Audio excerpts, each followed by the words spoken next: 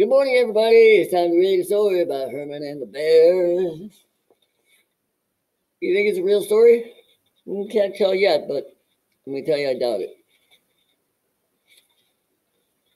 Little Herman went to visit his Aunt Dirk. He got off the bus at the last stop, and he still had a short walk to her house. It was very, very cold.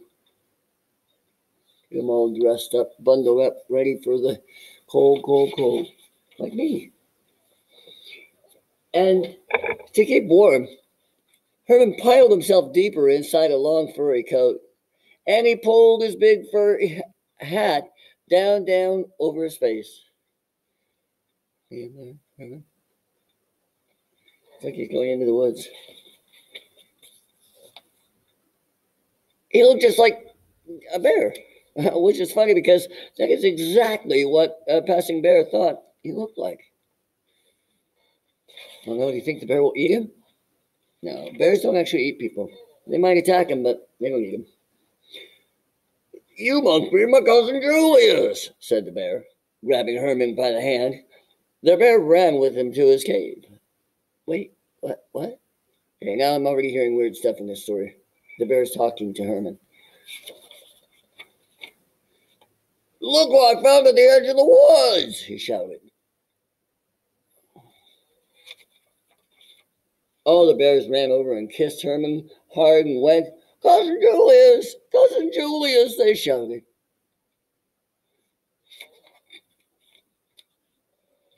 My name is Herman, said Herman, but no one even heard. They were all so excited. I'm not a bear, Herman said. Wonder if that's a bearskin jacket he's wearing. The dinner is ready, Mama Bear called. Take your places, Cousin Julius. You sit here. When Mama Bear served the soup, all of the bears lapped it up with their tongues, but not Herman. He ate politely with a spoon that he happened to have in his pocket. And when the vegetables were served, Herman ate with a fork that he happened to have in his pocket. The bears were amazed. My, big brown bear stared at Herman. How smart you are to learn a trick like that. And all the bears clapped as if they were watching a circus act. Poor Herman. He wasn't a bear. He was a little boy. He was sure of it. But the bears were just as sure that Herman was their cousin Julius. No, thought Herman. I'll just have to prove I'm really a boy.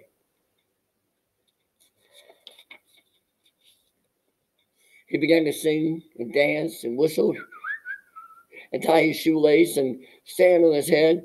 All the things a boy knows how to do. You know how to tie your shoelace? But whatever he did, the bears still thought Herman was a bear. And they clapped even harder at his tricks.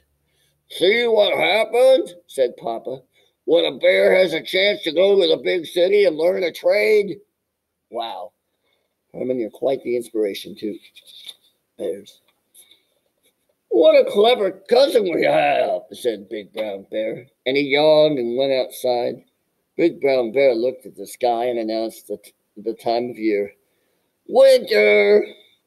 After Mama's big meal, we won't have to eat again until spring, he said, and all the bears got ready to sleep. Whoa. You think Herman's going to want to hibernate for a few months? Remember, we sleep for at least 2 months, said Big Brown Bear. 2 months, said Herman. I only sleep one night at a time. During the day, I go out and play. I'm not sleeping through the winter.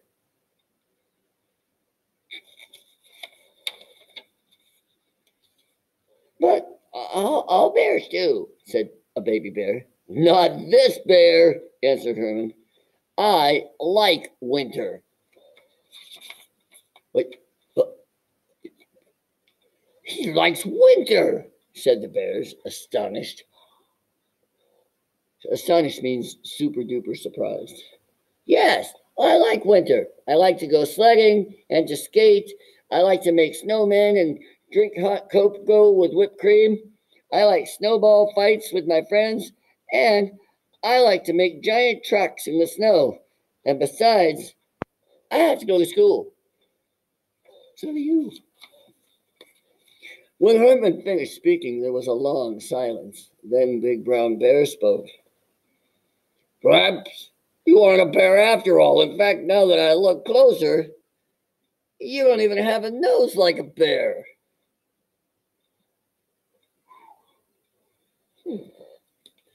Uh-oh, he looks kind of angry. Look, shouted the bear, removing Herman's furry hat and coat. He's not a bear after all. And there, shivering in the cave, stood little Herman. See, I am a boy, he said. Man, he must be cold.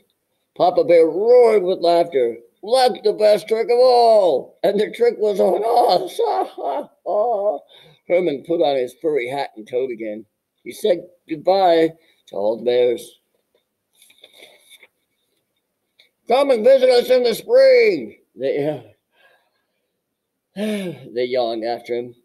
I will, he answered, just to be polite, and Herman began to walk toward Aunt Gert's house. He was almost out of the woods when a big, black, burly bear jumped out from behind the tree, running toward Herman. The bear shouted, Cousin Bernard! Cousin Bernard! But Herman ran just as fast as he could out of the woods. Herman was glad when he finally reached Aunt Gert's porch, and Aunt Gert was very glad to see Herman. I bet Herman learned his lesson about wearing bearskin coats in the forest. Not a good idea. I hope you like that book. Not this bear.